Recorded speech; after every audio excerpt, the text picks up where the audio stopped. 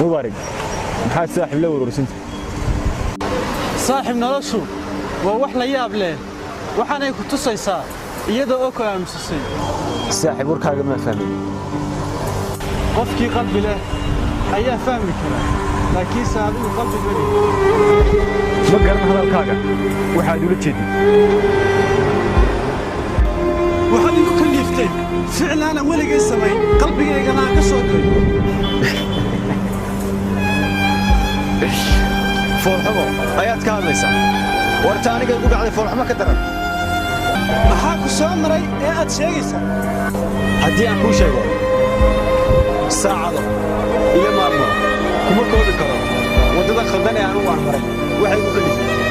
haddii aad xiiso u qabtid waxa waddada i mariyey si wanaagsan